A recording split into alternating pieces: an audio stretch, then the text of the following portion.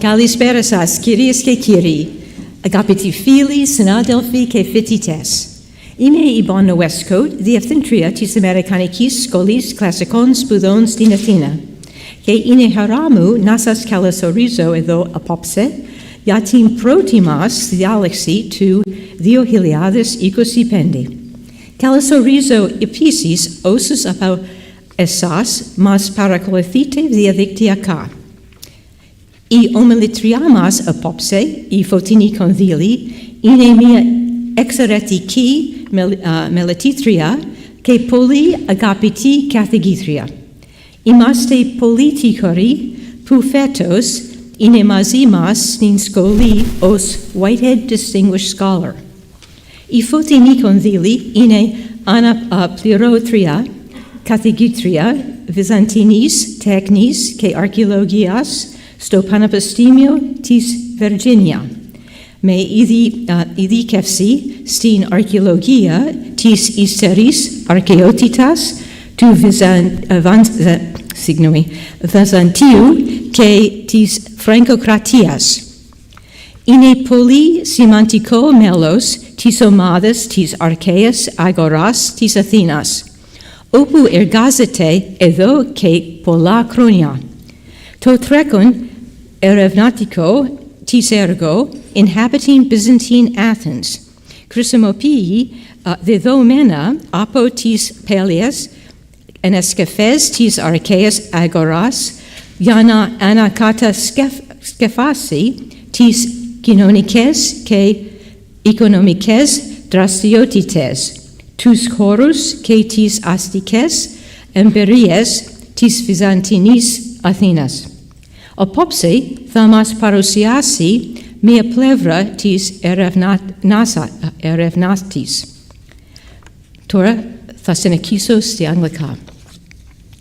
Good evening, friends, colleagues, and students.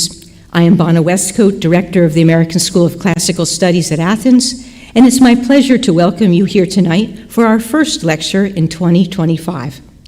I also welcome those of you who are following us online. Our speaker this evening, Fotini Kondili, is an excellent scholar and a much admired teacher. It has been our very good fortune that she is a Whitehead Distinguished Scholar this year. Fotini is Associate Professor of Byzantine Art and Archaeology at the University of Virginia, and she specializes in the archaeology of the late antique, Byzantine, and Frankish periods. She is an active field archaeologist, and her interdisciplinary research integrates archaeology, archival research, spatial analysis, and digital humanities. She is a deeply valued member of the Athenian Agora team, where she has worked for many years. Her current research project, Inhabiting Byzantine Athens, uses legacy data from the Athenian Agora excavations to reconstruct the socio-economic activities, spaces, and urban experiences of Byzantine Athens. Tonight she will present to us an aspect of this research entitled Consuming the Past, Byzantine Strategies of Adaptive Reuse and Urban Transformation in the Athenian Agora. Join me in welcoming Fotini Kondili.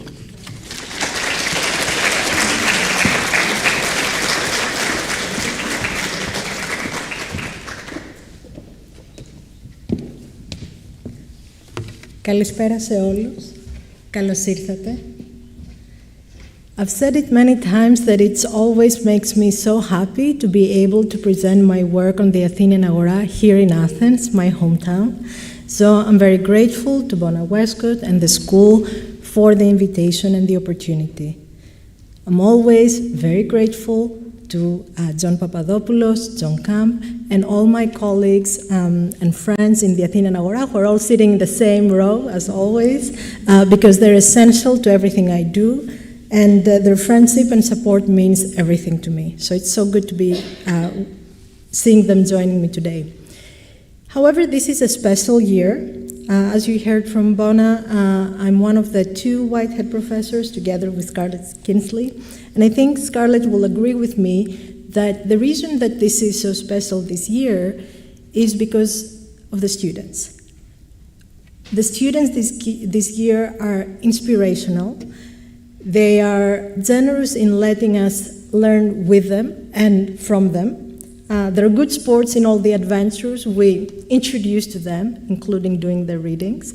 So it has been a fantastic year to work and think about the Agora.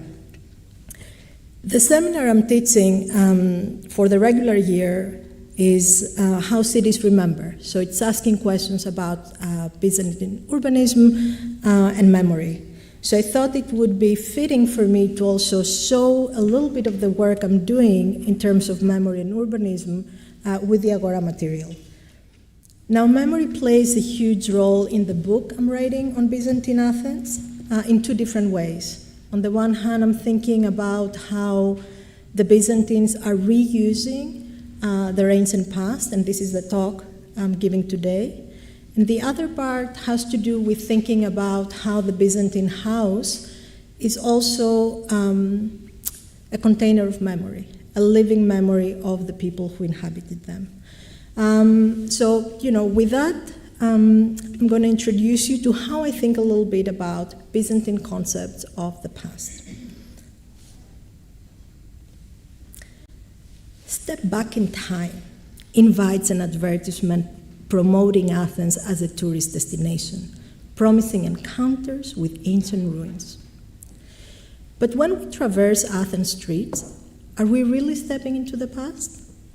More likely, we're entering a space where the city's multiple pasts and presents converge, leaving us both awed and overwhelmed by the richness and complexity of its continuously reused, recycled, and reinvented heritage. Athens is more than a city of ancient ruins. It's a dynamic labyrinth of historical periods, decisions, receptions, and displays of antiquity, each with its unique meanings, actors, and interpretations. This messiness of pasts is what I love about Athens. But it is exactly this complexity that is often overlooked when exploring how the past was navigated and reimagined during the Byzantine era. Through a series of examples from the Athenian Agora excavations, I wish to demonstrate how each reused element of ancient infrastructure and architecture contributed to the creation of a complex Byzantine urban landscape.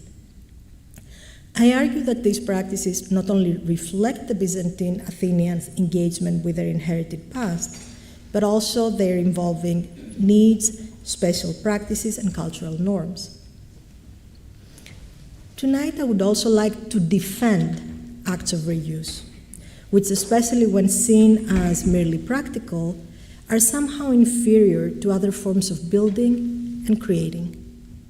By doing so, I hope to introduce new questions about the broader implications of reuse in urban development and people's everyday experiences, even when practicality is the primary motivation. Finally, I seek to disconnect these practices from evaluating frameworks that rely on direct comparisons between historical periods, particularly between antiquity and Byzantium. Different instances of reuse and adaptation in Byzantine Athens reveal a broad spectrum of motivations and meanings, challenging the tradition divide between practical and symbolic uses. It's of course easier to argue for the symbolic dimensions of reuse in monumental and public structures, such as churches and fortifications. However, the conversation turns rather quickly towards economic and practical considerations when discussing domestic spaces. By exploring the archaeological evidence from the Agora, we have the opportunity to ask different questions. How does the widespread reuse of ancient material shape an architectural language? What new spaces and social interactions emerge from integrating ancient infrastructure? How do these practices contribute to collective memory and a sense of belonging? And why on earth would anyone incorporate an ancient statue into a Byzantine wall only to conceal it with plaster? In cities like Athens, comparisons to their classical predecessors are inevitable. These comparisons often emphasize the destruction and reuse of ancient structures, portraying Byzantine urban planning and monumentality as inferior. Conversely, some scholars highlight continuity, drawing analogies between ancient and Byzantine cities to argue for the latter's architectural sophistication. However, Byzantine cities are neither mere continuations nor replicas of their ancient predecessors. This perspective often leads to lamentations for the end of antiquity, overshadowing the distinct character of Byzantine urbanism. Tonight, I want to convince you that we need a new language to describe these interactions with the ancient past. One that is Byzantine sensitive and captures the unique social and spatial experiences of Byzantium rather than framing them as merely ancient elements in a Byzantine setting. In other words, we must shift our perspective to understand Byzantium's relationship to the past from a distinctly Byzantine viewpoint. In Athens, Byzantine inhabitants engaged with the past in diverse ways, reusing, adapting, or even rejecting ancient material. Their engagement was not merely a practical necessity, but a deliberate effort to situate themselves in their city's biography. By integrating ancient material into their built environment, the Byzantines connected their present experiences to Athens' long and evolving life, fostering a deep sense of belonging. This practice was inherently Byzantine. It complemented Byzantine architectural methods, aligned with Byzantine economic models, and reflected Byzantine cultural values. Such practices decisively contributed to the creation of a Byzantine-specific architectural language and informed spatial and social practices, shaping the unique character of the Byzantine city. We often overlook that pre-modern societies balanced linear, production, use, discard, and circular, recycling, reuse, repair, economic models. Byzantine archaeological evidence consistently shows how these models coexisted, with materials and spaces undergoing cycles of adaptation and renewal. Understanding this coexistence helps us trace the life cycles of structures and objects, providing deeper insights into the economic and social strategies underlying Byzantine urbanism. In today's context of waste and consumerism, recognizing the Byzantine appreciation for reuse as a skillful, efficient, and imaginative practice offers valuable lessons for our society as well as fresh perspectives on Byzantine culture. So,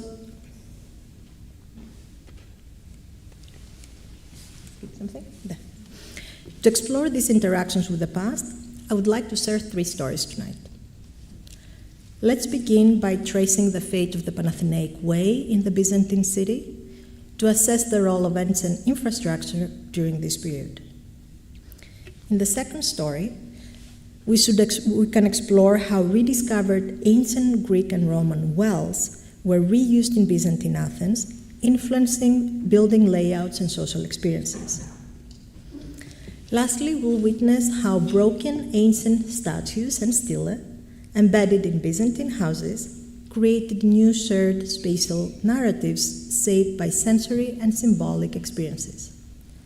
Through these stories, I hope we can gain fresh insights into how ancient infrastructure and architecture informed Byzantine buildings and urban layout, and we can reframe acts of reuse within broader discussions about Byzantine ways of building, thinking, and living.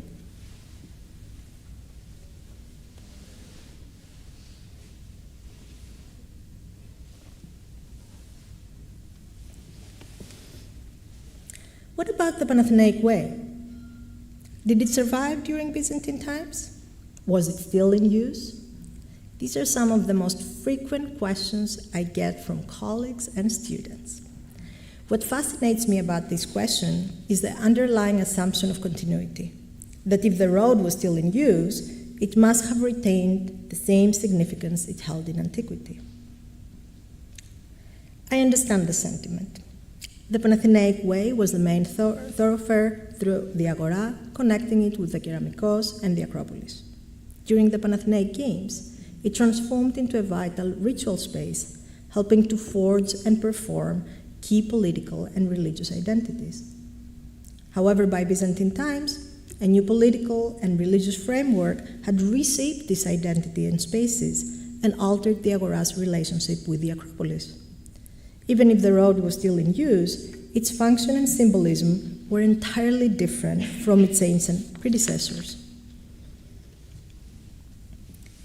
Scholars often highlight the persistence of the city's road network from antiquity all the way to the early modern period, and suggest that the main ancient arteries remained active, with significant changes occurring only from the time of Otto onwards. This continuity of the Greco-Roman road infrastructure, of course, has political implications and plays a role in concepts of Greekness and the Greek national narrative. It also serves as a benchmark for evaluating post-classical cities. So the way this works is that cities that preserve their ancient road networks are typically viewed as civilized, maintaining the legacy of their predecessors, and deemed worthy of scholarly research. In contrast, changes to these networks are frequently seen as enroachment of public space, indicative of urban decline, enough to label a vibrant Byzantine city such as Athens as a small, insignificant town, as the backwater of the empire. Even recent publications like Bouras's excellent work on Byzantine Athens suggest that the Byzantine road network adhered to the ancient layout, albeit with narrower and possibly less well-constructed streets. I read such a statement as an attempt to defend the significance of Byzantine Athens, emphasizing its continuity with the past to underscore the value of its study. It also seems to me like a balancing act against the narrative of organic urban development, a term that in a Byzantine context is often associated with chaotic, unplanned, and improvised urban conditions.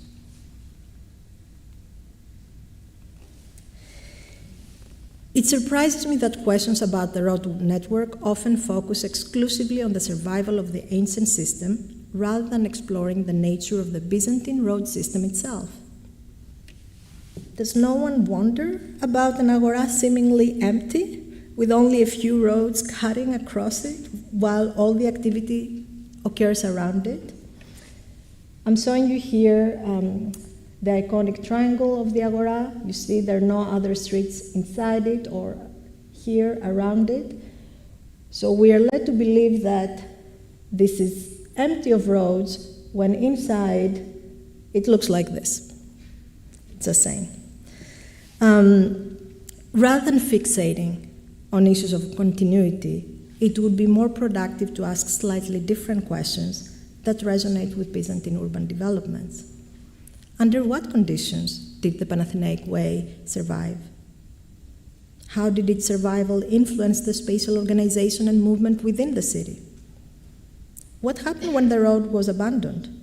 What took its place? And what were the implications of introducing new elements into a city with such a long occupational history? Using the Panathenaic as the main protagonist of this story, I want to show that the pre-existing urban topography was just one factor shaping the Byzantine city's layout, not the sole determinant. Roads are sensitive to the evolving activities and needs of the urban population, and they adapt, change, or are abandoned in response to these needs and to the city's character and topography.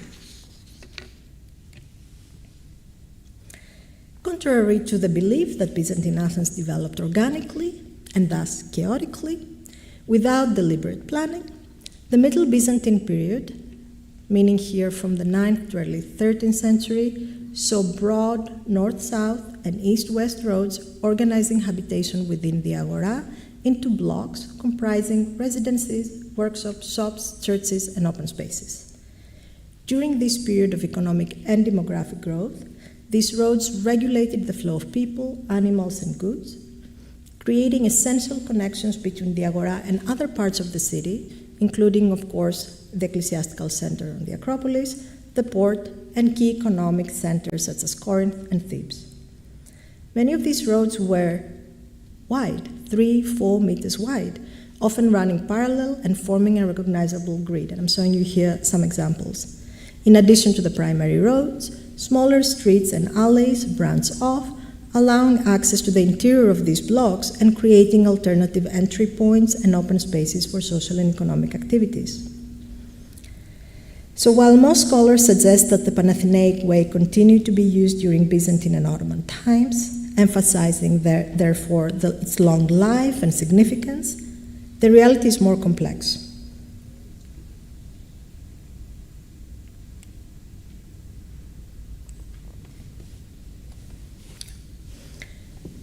Evidence for the Byzantine continuation for the Panathenaic Way has been found in the north and northwest parts of the Agora. For example, in section Vita Gamma, 9 layers of road metal dating to the Byzantine and Ottoman periods do suggest the road's continued use. Its north edge extended below modern Hadrian Street, with the south edge forming the boundary of Byzantine buildings in the area. And you can see here how the houses end here and respect the Panathenaic Way that's going here. Here again, how the Panathenaic Way is curving and the houses follow exactly the same line.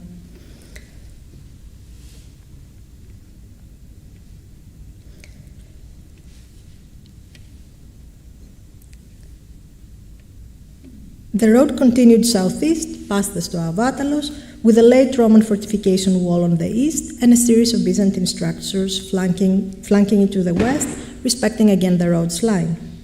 And indirect evidence for the road's Byzantine course in this part include a very interesting large perivolos wall that runs parallel to the Panathenaic Way in sections Omicron and P, and you can see a little bit of this here.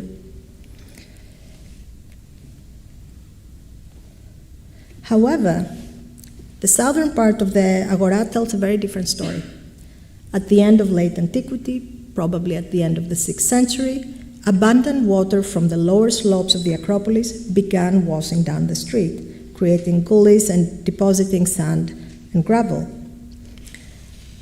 Efforts to establish a new road surface in section P were evident, yet deep pockets of fill from the 9th and 10th century cut into the late Roman fill, indicating heavy washouts. Further south, the area was flooded by torrents, creating gullies of silt and gravel with Middle Byzantine surds, forming deep fills visible in sections P alpha and alpha alpha. Consequently, these frequent episodes of flooding led this stretch of the Panathenaic Way to become abandoned by the Byzantine period.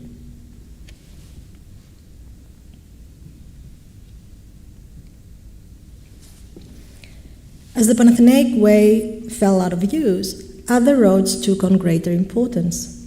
One such road converged with the Panathenaic Way on the north, but ran from northeast to southwest. You can see it here. It would meet the Panathenaic Way up here. It's aligning with the modern Eponymon Street. Probably established in late antiquity, this road persisted during the Byzantine and Frankish periods, approximately 3 to 4 meters wide, and lined with residence, shops, and workshops, including a sizable structure dedicated to oil production. So this is a commercial street. The road's significance is underscored also by its recurrent surface renewals, as well as the adjustment made to adjacent buildings, such as raising their floors and thresholds to match the raised surface of the road. Another alternative road emerged within the fortification wall, and I'm talking here about the late Roman wall, situated approximately 25 meters east and running almost parallel with the Panathenaic Way. Identified in sections Ita Ita and Iota Iota, this road, 2.5 to 3 meters wide, replaced the abandoned section of the Panathenaic Way in this southern part of the Agora and provided a new south corridor. It also served as a major street intersecting with two important east-west roads that ran parallel to each other in the northern sections of Itaita and Iota Iota. The northern of these two east-west roads crossed the Christ Gate and extended eastward to meet and transform into the Street of Tripods.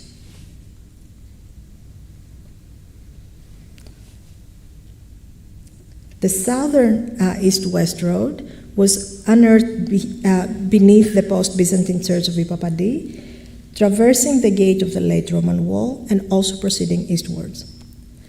This network and coexistence of new and old roads exemplify the kind of adjustment and fine-tuning happening on the ground, where the goal was to maintain easy access to important parts of the city rather than maintaining specific ancient roads.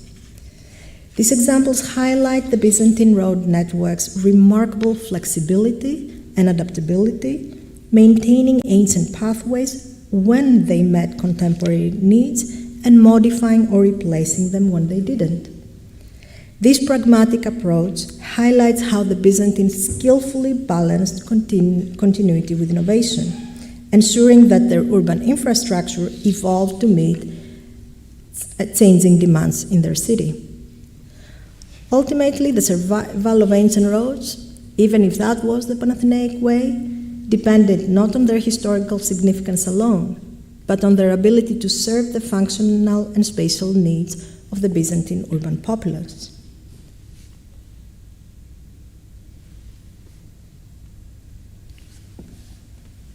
Since it's in search of water, I'll drink some too. A fascinating aspect of the Byzantine period at the Agora is the rediscovery and reuse of ancient wells, many dating back to the classical and Roman periods.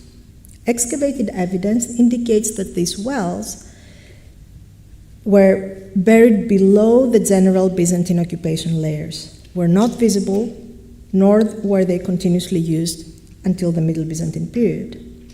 They're accident discoveries. During building projects, workers often uncovered these ancient wells while laying foundations or creating spaces for pithoi and other subterranean installations.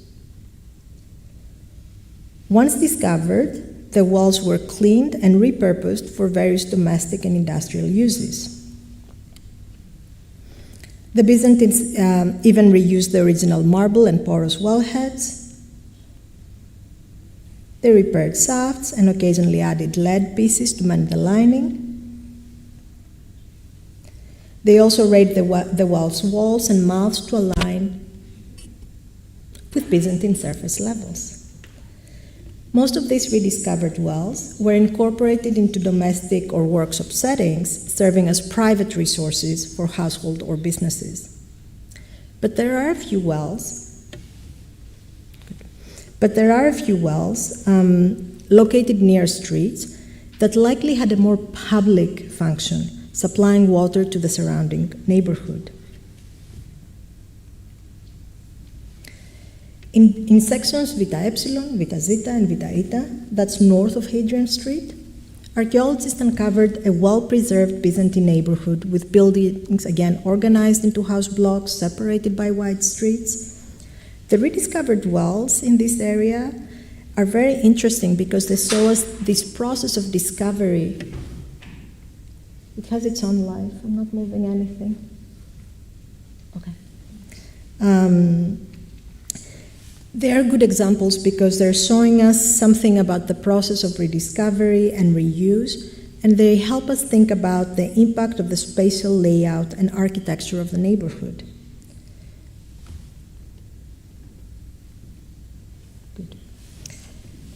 On the west side of the neighborhood, two adjacent houses share a similar building history and layout, including the reuse of Roman wells. The well in the northern house that you see here, in particular, provides rich evidence of its history. The well, originally built much earlier and in use until the 6th century AD, it was covered by a large porous wellhead and a marble wellhead, both found in situ.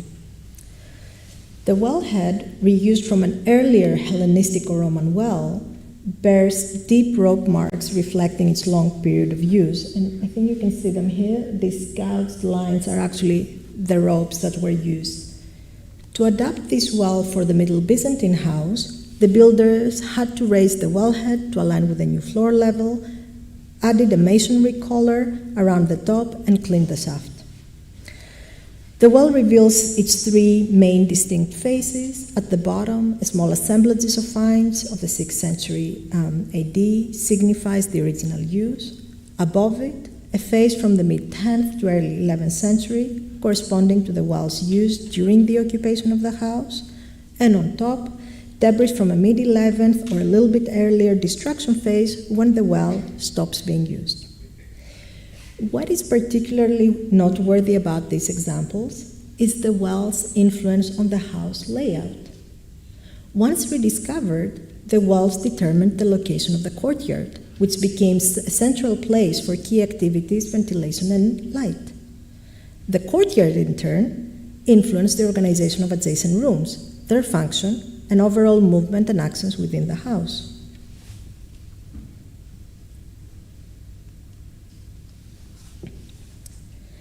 On the northeastern side of the same neighborhood, another Roman well was reused in the Middle Byzantine period.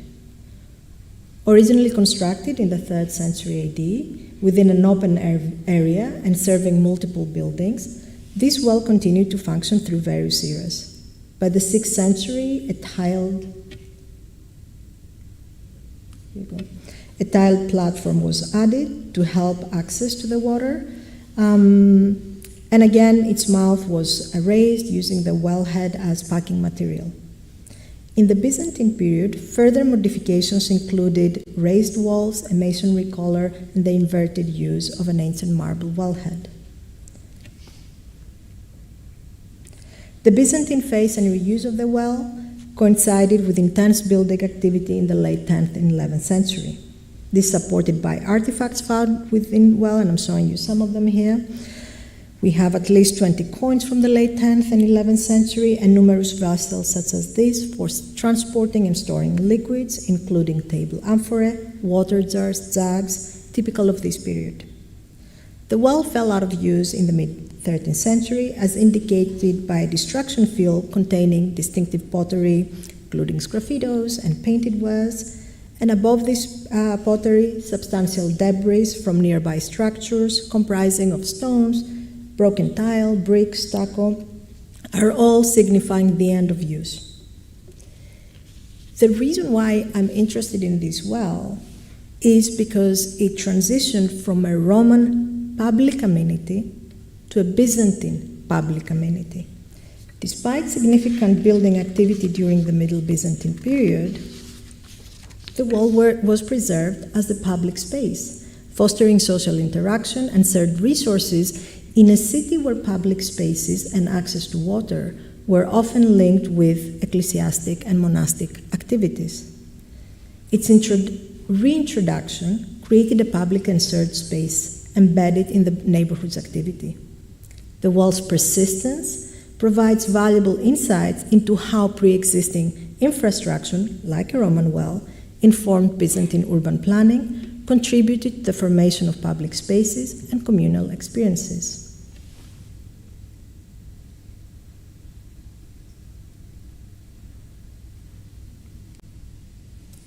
Last well, I promise. Another noteworthy example is the so-called laundry well in section Alfaro, sharing similarities with the previous cases. Again, originally a Roman well from the 3rd century, it was repurposed in the Middle Byzantine period. We have presence of 11th to early 12th century amphorae and 11th century coins that confirm for us the date of its use. What sets this well apart is the deliberate modification here of the natural topography to facilitate its reuse. And you can see that there is a corridor-like passage that was created and that extended 10 meters towards the hill, and the well's northern part was cut vertically, lowering now its mouth by approximately 2.5 meters. And you can also see at the bottom a repurposed marble block serving as a threshold to provide a platform for individuals to step and use the well. This case is important because it exemplifies how the rediscovery of an ancient infrastructure prompted further alterations to both constructed and natural environments, enhancing accessibility to water sources. This example highlights the Byzantines' ingenuity in integrating ancient features into their urban fabric, demonstrating their ability to adapt and repurpose infrastructure effectively to meet contemporary needs. The rediscovery of wells influenced domestic architecture, dictating the layout of courtyards and adjacent rooms, affecting movement and access. It also triggered decisions related to spatial organization, public amenities, and landscape modifications.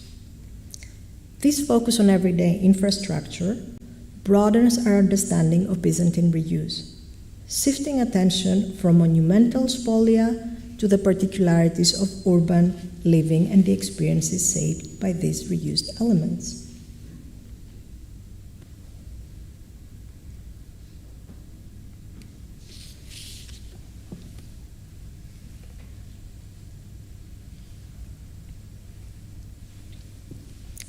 Let me now turn our attention to the reuse of ancient building materials and their impact on the configuration, dimensions, spatial arrangement, and overall architecture of Byzantine structures.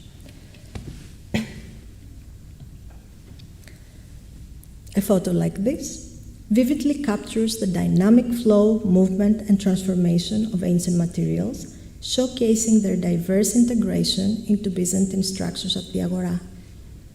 Can you find them all the spolia used in this photo? I'll wait for a sec. Let's see how many you got. A trained eye can easily spot marble pieces used as thresholds and lids for pithoi, as well as various column drums repurposed as building material in the Byzantine walls. The placement of spolia in Byzantine buildings, whether residential, industrial, commercial, or mixed use, reflect a wide range of motivations and actors, moving beyond a simple, practical, symbolic dichotomy. A particular striking example of this can be found in the large building that I'm showing you here in section Eta Prime. This structure stands out for its straight walls, symmetrical rooms, and uniform wall sizes, features that are not always typical of Byzantine architecture. This uniformity results from the extensive use of well-cut, rectangular, porous blocks which cap the lower wall foundations. Such arrangements can be clearly seen in rooms 1, 2, 8, and 9 that I'm showing you here.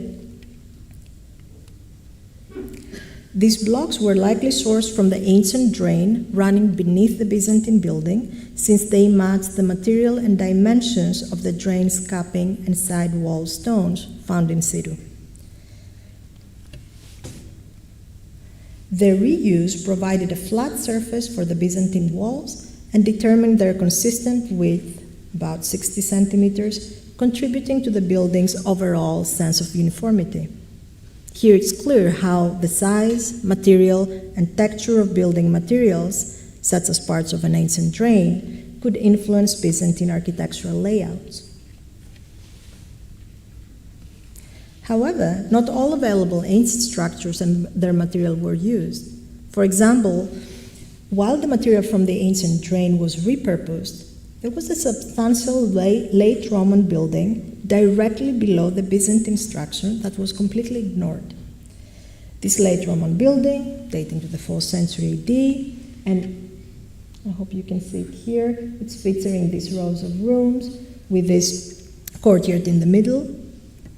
Despite being only 80 centimeters below the Byzantine occupation levels, the Byzantine builders chose to construct their structure on top in a completely different orientation. Therefore, although materials of older buildings could prompt new architectural solutions, those that did not align with the Byzantine building's needs were disregarded.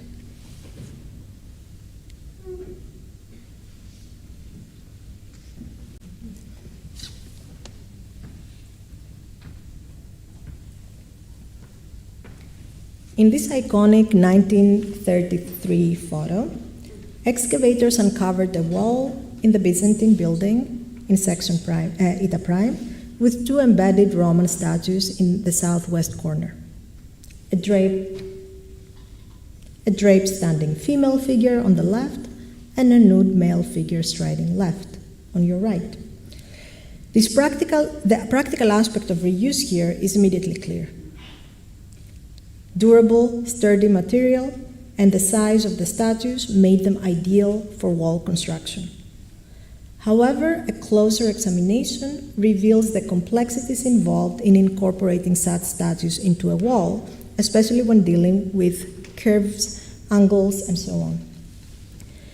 John Frey has emphasized the time, the skill, and labor required to rework spolia or accommodate them structurally new buildings.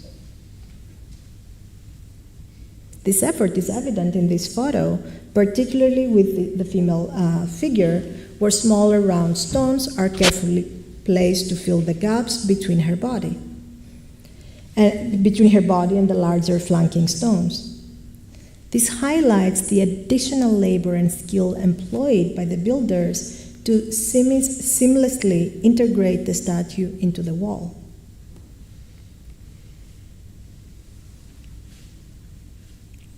Interestingly, the placement of these statues aligns very nicely with the Byzantine building technique that uses long vertical stones at regular intervals with smaller stones, bricks, and bonding material like mortar, clay, and mud to fill the spaces in between. These methods that you see here in the House of the Agora can be seen in contemporary churches in Athens and elsewhere. It creates a distinct rhythm in the interchange of stones of different size, texture, and orientation, contributing to a distinct Byzantine architectural vocabulary. These statues became part of a new narrative, selected not only for their material properties, but also for their ability to fit into a distinct Byzantine architectural language. Spolia use transcended mere construction. They embody Byzantine aesthetics, values, and experiences, and these examples highlight how spolia actively co-created a distinct Byzantine world. I want to conclude our discussion on spolia with two fascinating examples of thresholds that illustrate different aspects of visibility and tactile connection to the past. The reuse of ancient building materials as thresholds in Byzantine structures is very common in the Athenian Agora. Well-cut, flat, and durable pieces of ancient marble were often reused as thresholds for doors, transitioning from exterior spaces to interior, although there are also some examples that appear with internal openings connecting rooms within the same building.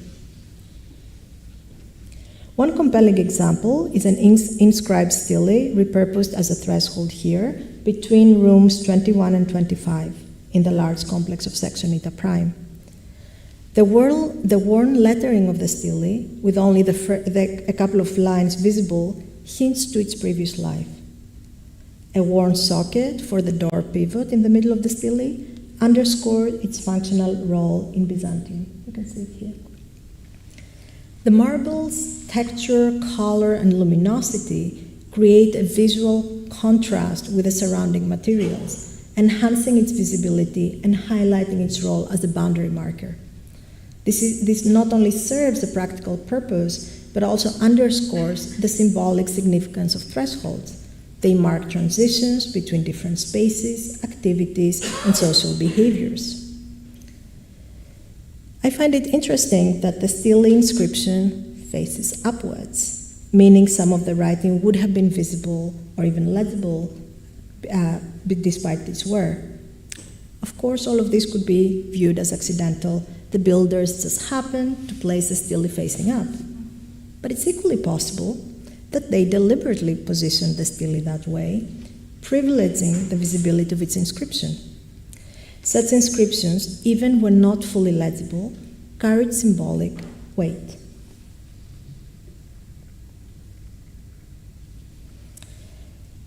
Most epigraphers know that thousands of inscriptions and their fragments are embedded in Byzantine structures in the Agora, often hiding within walls and floors, suggesting that their value did not depend on being seen. Considering the role of writing as a source of protection with apotropaic qualities, the power of such inscription does not rely on visibility or legibility, especially since most Byzantines would not have been able to read them. Instead, their power lies in their mere presence. Incorporating the written word in the foundations and walls of Byzantine structures could add a layer of protection, imbuing the building with symbolic power.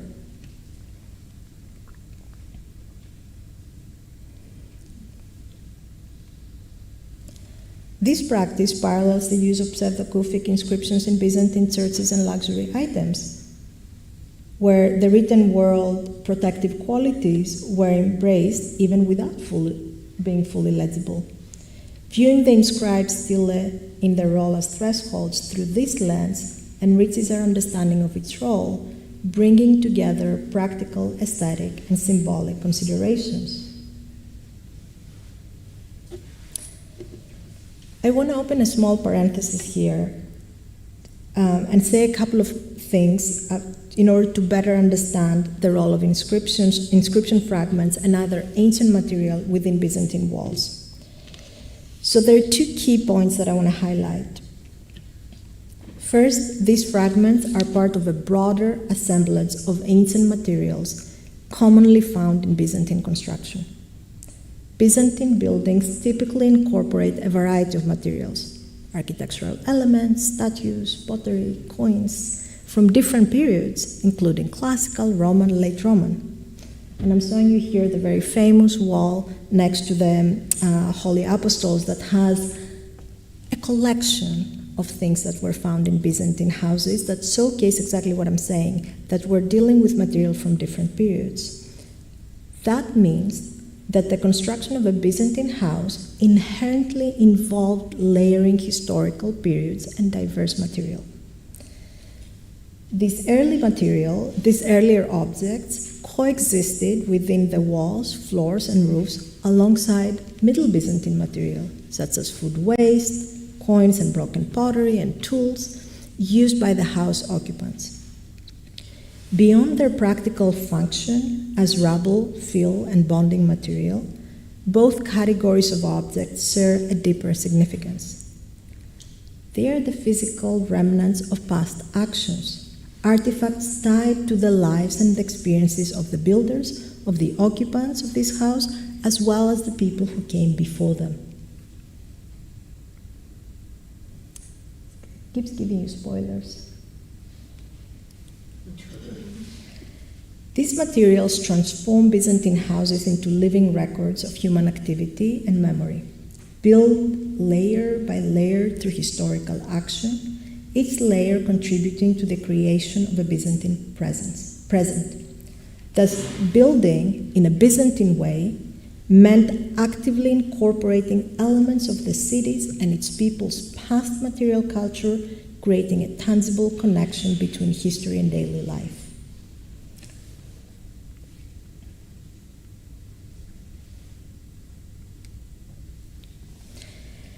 I want to end with a wonderful example that every time I see it moves me when I see it, because it showcases the interplay of sensory and symbolic experiences in everyday spaces.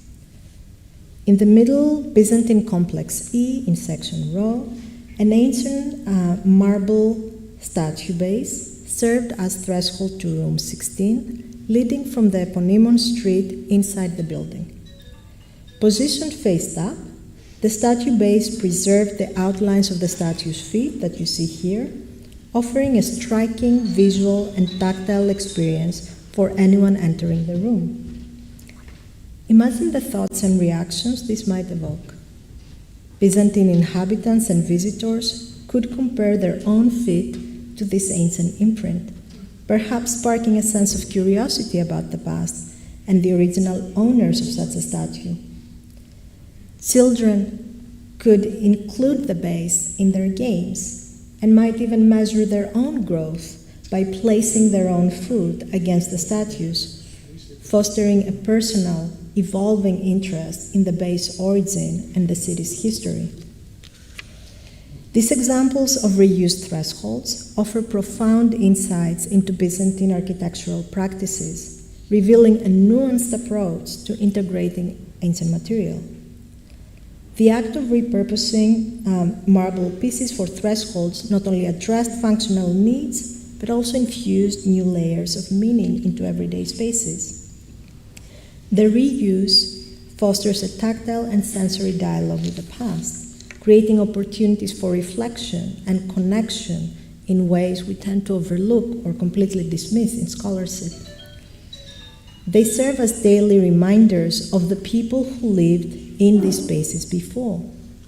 The interaction may have been subtle or unconscious, yet it contributed to a deeper communal experience, bridging past and present in a very tangible way.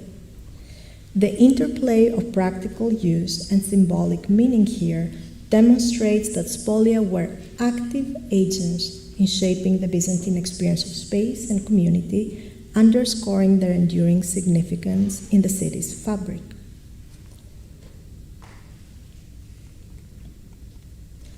To conclude,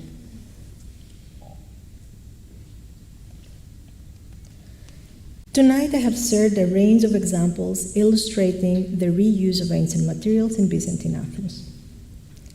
We examined the fate of prominent ancient streets and the complex factors that dictated their survival or abandonment. We also explored how the discovery and reuse of Roman wells influenced the spatial organization and social dynamics of the Byzantine city, emphasizing the interaction between practical utility and symbolic significance in everyday structures. What insights do these case studies offer about Byzantine society? And how can Byzantine's engagement with the past enrich broader discussions on memory, continuity, and transformation? Through these examples, I've argued for a holistic approach of reuse, where diverse material and elements of the city's infrastructure were continuously reworked, repurposed, or sometimes abandoned, shaping the evolving urban landscape of Athens. The stories of the Panathenaic Way and the reused Roman wells remind us that these elements are not isolated, but part of a larger urban ecosystem interconnected with natural topography, hydrology, and water management. This broader context must be considered when discussing the reuse or abandonment of ancient features. The examples of spolia highlight how ancient material influenced architectural decisions, shaped by their location, size, texture, and appearance. Even when not visible, these materials retain practical and symbolic significance, embedding protective qualities in the home and offering unique opportunities for engaging with the past. The case of thresholds in particular underscored the role of sensory engagement, how physical interaction with the past could shape collective experiences and memories. Throughout my talk, I've urged you to maintain your focus on the Byzantines, rather than asking, what does this say about the significance of antiquity? We should ask, what does this do for the Byzantines?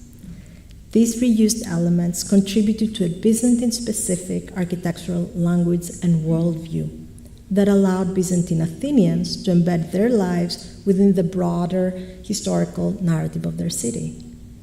Such actions reflect economic and cultural behaviors that introduced Byzantine reinterpretations of the past and reveal mechanisms for creating a sense of belonging and community.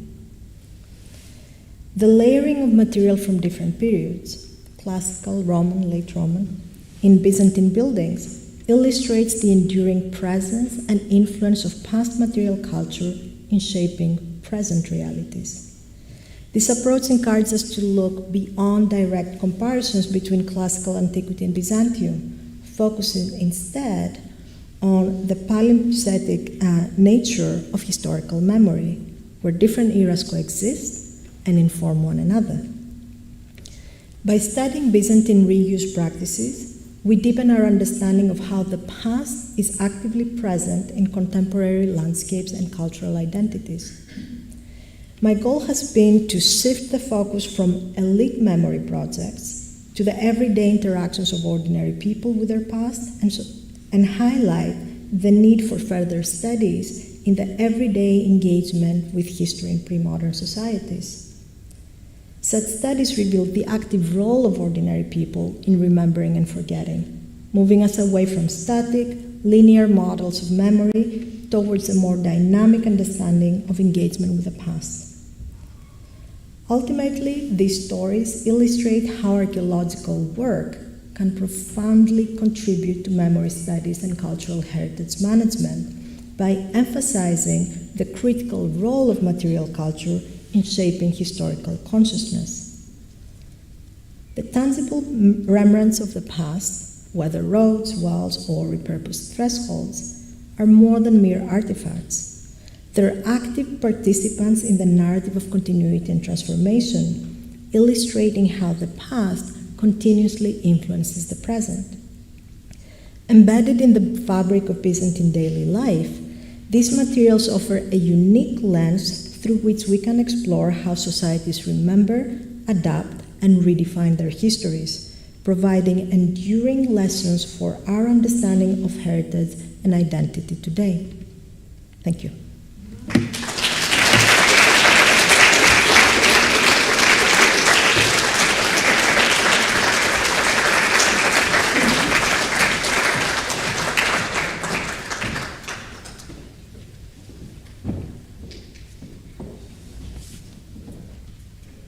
Well, thank you, Fotini, for a very engaging lecture taking us through three different aspects of reuse, Byzantine reuse in the Agora.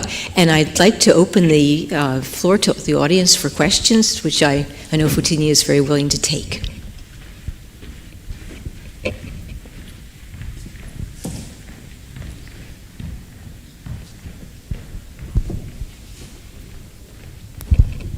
Excellent talk, Fotini. It got me thinking, do we know if any of the stone in the walls of these buildings was quarried freshly from bedrock for the purpose of the buildings? Because if not, I think you could make a really interesting argument about the transference of expertise from quarries to the reshaping, reworking, or even knowing where to find useful building material. Mm-hmm. So I'm just curious, is there any evidence for it? I mean, there's a lot of evidence of quarrying, but less so for the Middle Byzantine period. At the same time, especially in the Agora, we have so much and varied evidence of reworking. Right. So not only, of course, lime kilns and things like that, but one of the things that I didn't have time to mention here, but I do think it's very important, is that we even have all the marble chips that go off from the reworking. They're re-embedded in Byzantine floors. So this, the meta of reworking. So we have a lot of evidence of that. We know a lot about quarrying in general in Byzantium. They're certainly using some parts of the bedrock. But yeah, I don't have something to tell you that's very concrete about that. But thank you. I'm going to look into this. This came a little bit more when I saw what they did with the laundry wall, when they started really cutting the bedrock. That showed me that they're parts of the Agora that they're really remodeling, and that has to do with water management more than, and through that you can see if they're quarrying also as well. But thank you. Yeah, that's good.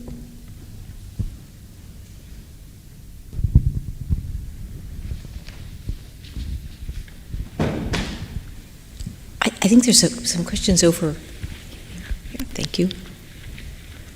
Michael? Yeah.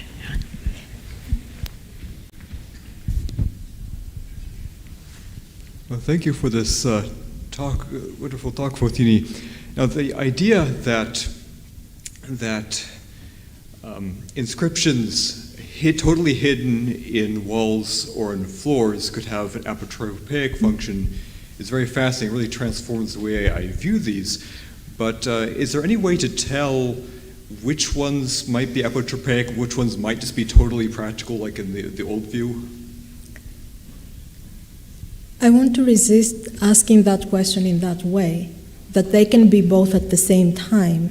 I mean, there is no way of denying that they're used also in a very practical way.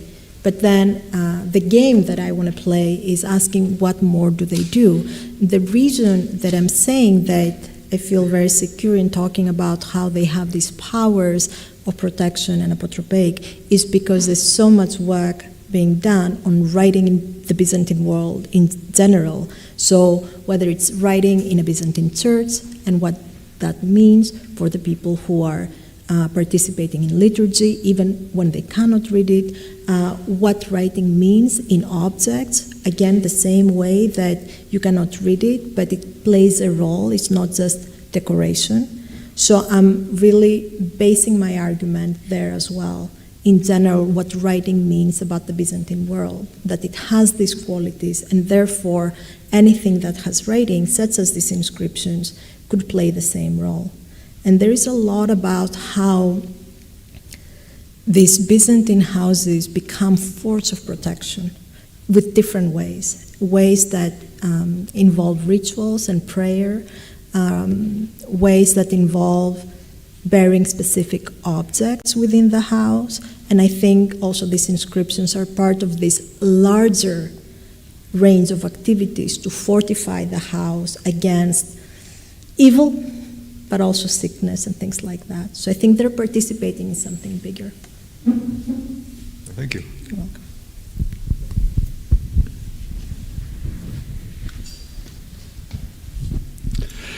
Yes, is there any evidence of the usage of cisterns in the old Byzantine city? Oh yeah, most houses do have some kind of cistern arrangement. Many of them are subterranean, but there are others that I have a couple of examples that are completely built up, so they're on the level of the ground floor. Because for some buildings, it looks to me that they're too big to only be served by a smaller well, and these wells, some of them have very short lives. So they're used, they're cleaned, they're used for 50 years, and then they're abandoned again. Maybe there's no more water, or the water is not good quality, so they're being abandoned. So cisterns are always part of domestic complexes. Yeah. Thank you.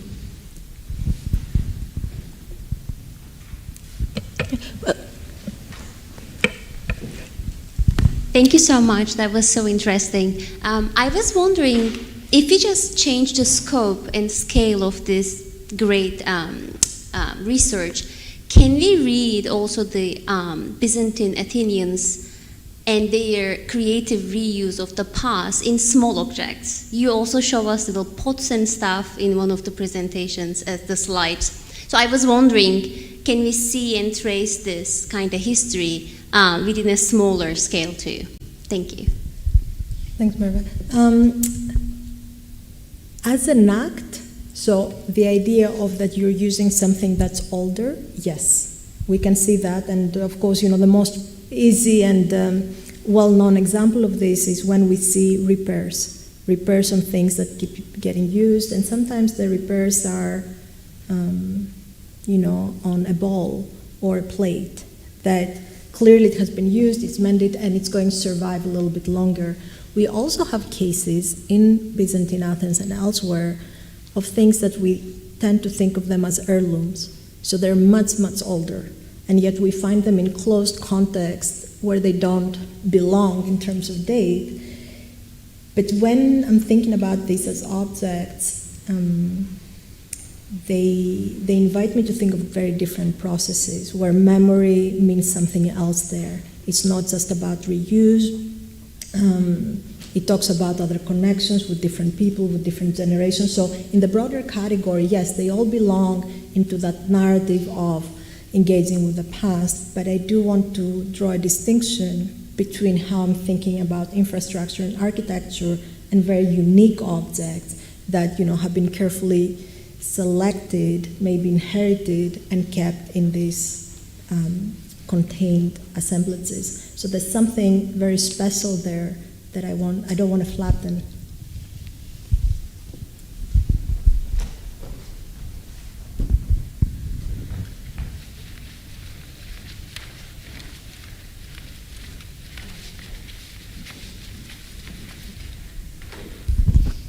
Thanks for the really fascinating talk.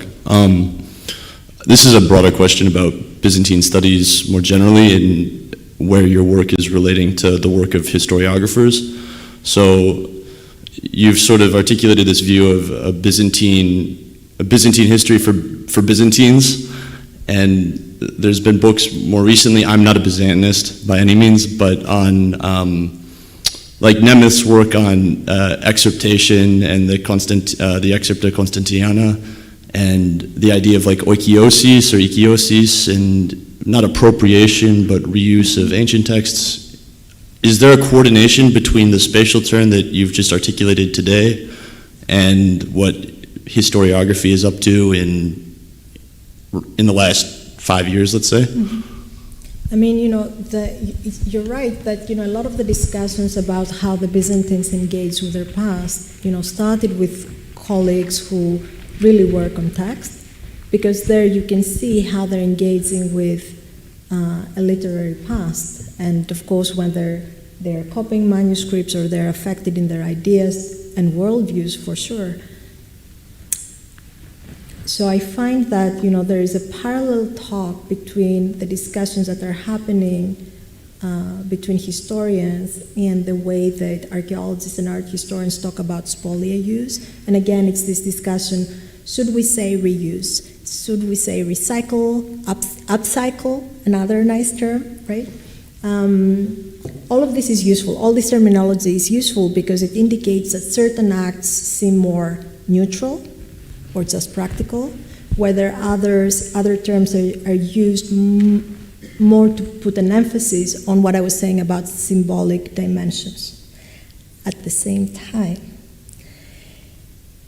I do tend to, at some point, put this conversation a little bit to the side, especially when it comes to Byzantine text, because then we're talking also about a very different social group.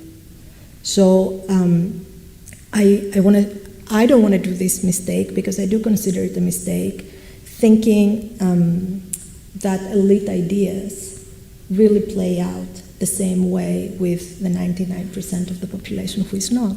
So that's why my starting point will always be looking at the way that they're building and the way they're living in order to create a narrative for them and give a voice to them. And that's why I said, in my conclusions, what I'm trying to do here is move a little bit away from the elite memory project, not because it's not useful, but because it's being done a lot.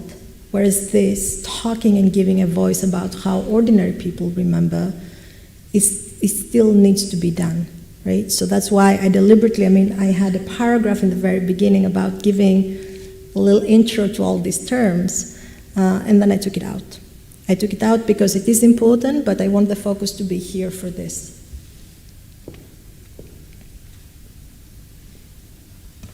Could I jump in and ask a question? Thank you. I'm fascinated by your notion of interaction, and I didn't know about and was especially glad to learn about Room 16's threshold with the footprint that was not covered over, but was there to be understood as a past print, and that made me wonder. I guess two questions about writing and exposed writing, and whether it was meant to represent a trace or to be a communication in some way. Do they ever show full inscriptions, or are then that would be you could fully read something as opposed to just have an indication that would spark the imagination? Yeah, even in the one that I showed, it has 5 lines. The rest, it's not because they're covering it, it's because it's already worn. So we can't even say if there were more lines that were visible. So that's why that threshold is such a good example. And there are others. The problem there is, what do you do when you have 5, 6 that survive in full display? And you can tell that there's some effort, some purpose there, and the hundreds that are placed in different parts. But I will say that's why I love the base with the footprint so much, because it makes it a little bit clearer, and the idea of this interaction, I have to say, came to me, especially when I mentioned children putting their food, is because that scene, I've actually seen it in 3 different countries. I've seen it in Greece, I've seen it in Italy, and I've seen it in Syria.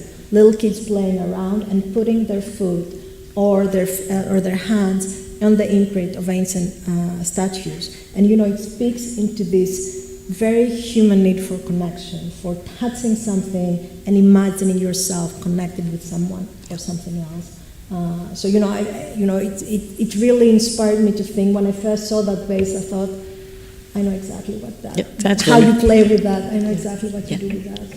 You have some online questions. If I could take those. Kathleen Slane immediately posted one, where she asks, are there centuries or times when the reuse of spolia is more prevalent than in other centuries? Would that be due to the level of building activity or to some other factor? It's a little bit more difficult to see what's happening between the 7th and the 9th century, not because I'm assuming this is very much happening. The problem here is that there is such intense building activity in the 10th and 11th century that completely destroys everything below it. So I think one of the factors that prohibits us from saying if it's equally in the early, in the middle, and the late is because some periods are more visible to us because there is such extensive rebuilding of the city. But I do see it in the Frankish period as well. It's exactly the same, because this is a time of significant repairs around the city, and when you have this level of repairs, then you see again spolia used again and again. What is interesting, though, is, of course, as we move further later in time, you have reused Middle Byzantine material, also in late Byzantine, right? And now late Roman is your deep past. This is, I think, something that people forget. We forget. And that's why I emphasize so much, let's stop creating these direct analogies and comparisons between antiquity and Byzantium. For people who lived in Athens in the 12th century, their antiquity is late antiquity. It is not classical antiquity. Classical antiquity is long gone. So, we tend to forget about this. So many things have already happened in the city by late antiquity that the city is completely unrecognized. And yet we insist. But did it continue from classical antiquity? It's a very different world. So yes, when you have intense building activity, you can see intense use of spolia. That doesn't mean that doesn't happen in other periods. We just don't see these periods so well. Okay. And just a quick question: do you see, in order to create this aesthetic with the uprights and the broken blocks in between, do you ever have evidence where they've taken a complete block and smashed it to create the in between, or do they save all the complete blocks and just use rubble? Yeah, I have it all.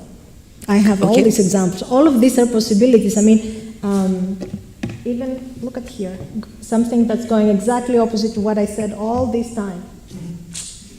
Yeah. This is the thing with understanding architectural rhythm. You see certain things that create a pattern and they're repeated, and this is the magic of working the Athenian Agora. There is so much material that even if you don't pay attention the first 50 times, by the 100th time you will start figuring out that this is something important that you need to pay attention, because it happens frequently. That doesn't mean that other things don't happen. And again, I was saying how statues and column drums are used vertically, and here you have this lovely statue making me a liar. All of these things coexist, and I think, for me, things like these are important because they give us a valuable lesson of how we think about the past. We really insist on putting these people into boxes. We want typologies because it helps us think about them, but they prove to us every single time with every single building that they are going to take a lot of different approaches to this material that don't fit our categories. That's the beauty of this. Okay. We have one question in the audience, and then we have two more online.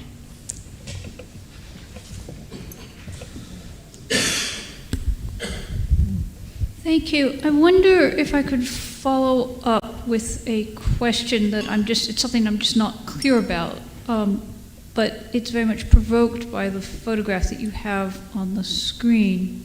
So you've emphasized that statue there. You've emphasized earlier this very characteristic Middle Byzantine technique of using these upright blocks with infill around them. What I'm not clear about is this is very characteristic to us as we sit here. This photograph makes it clear why. But when we excavate, when we find things, as in this photograph, they're not painted, they don't have plaster on them.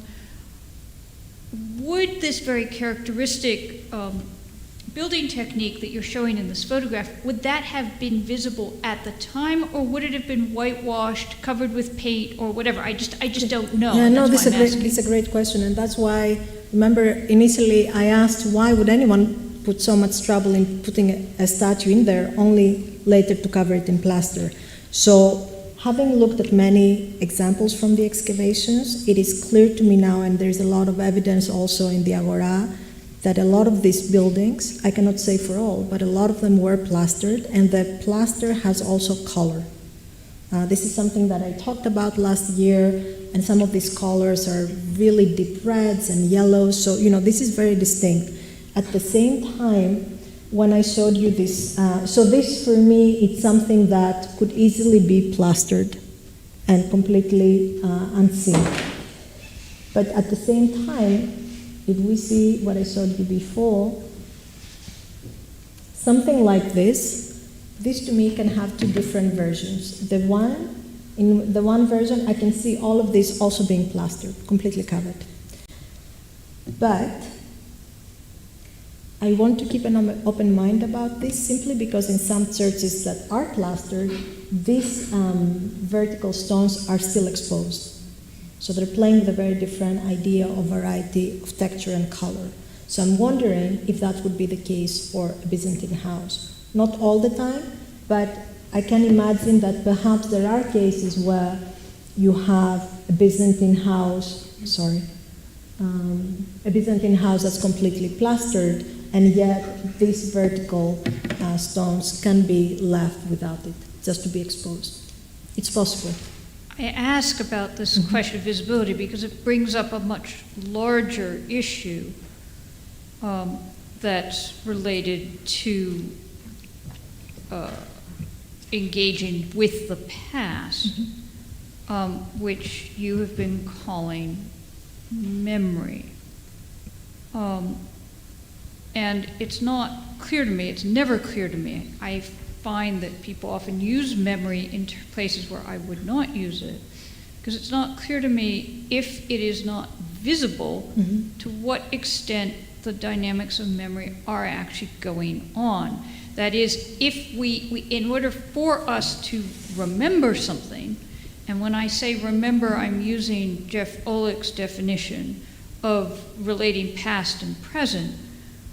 In order to relate past and present, we have to know that it's there. And so this issue of visibility, of whether it's visible, it starts to become incredibly important if we want to understand what's going on as the relating of past and present. That's a very valid point.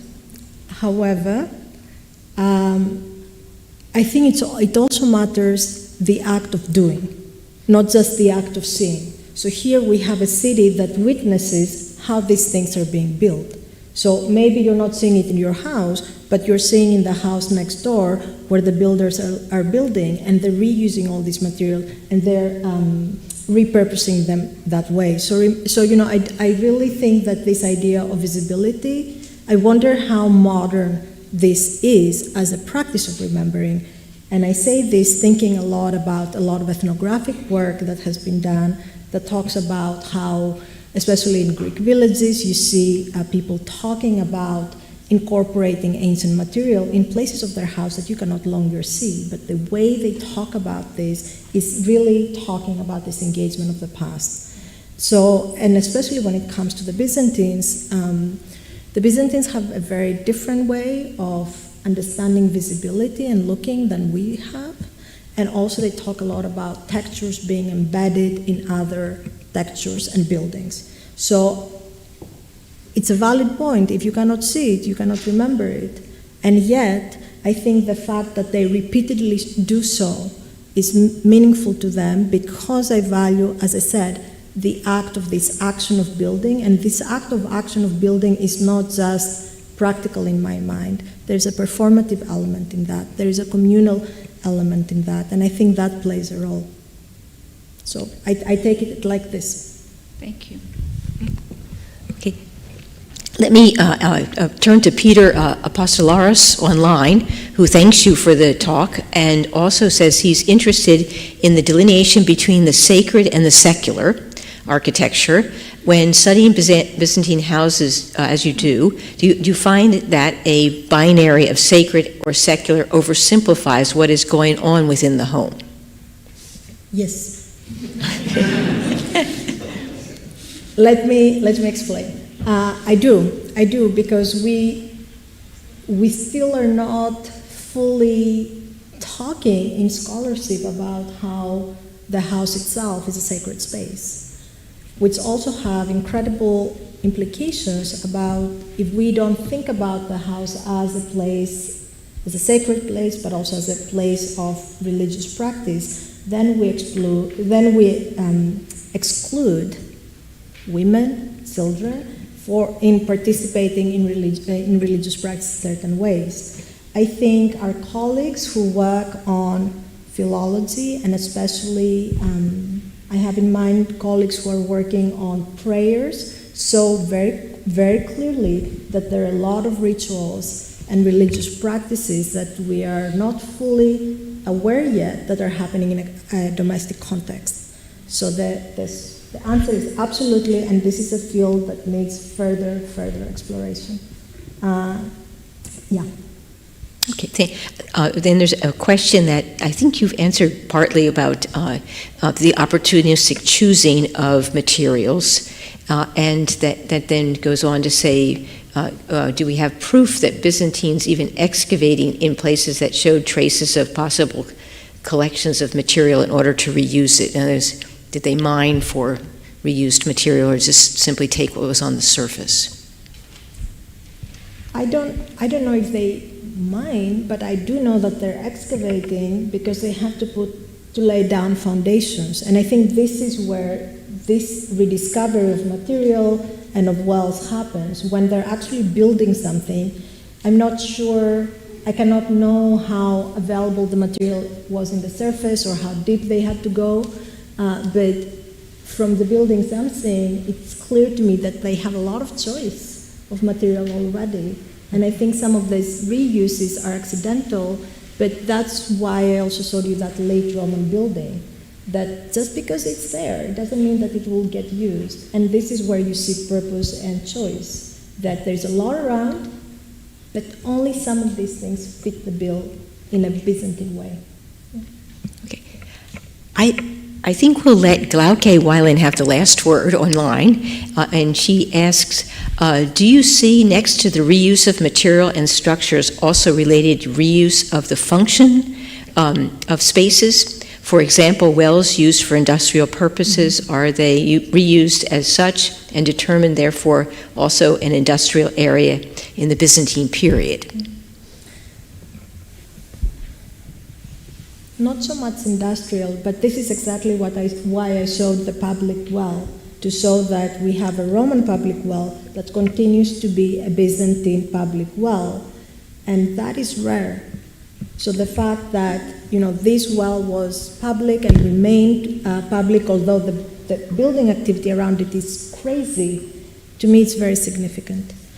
For industrial, I think because for different industries there is so much change in the layout of these spaces, I don't have that example. I do have this example, however, played a little bit later. Between Byzantine and Ottoman, I have a Byzantine, in Vita Gama there is this Ottoman olive press, pristine, Pompeian situation, but all the material for this Ottoman oil production site is recycled Byzantine. So there was a Byzantine oil production site, and all their equipment were reused in an early Ottoman. So this is something that I'm hoping to publish next year. But that's a good example to give, yeah. Okay, thank you. And perhaps I can echo Glenn Bue's words here online, where he says, thank you, Fotini, for bringing Byzantine houses alive to us. And Sarah Bassett might also be saying something. Oh no, Sarah wants to ask more questions. We'll have to let Sarah ask independently, because I think we're ready to maybe join Fotini for a glass of wine downstairs. So join me in thanking her for an excellent lecture.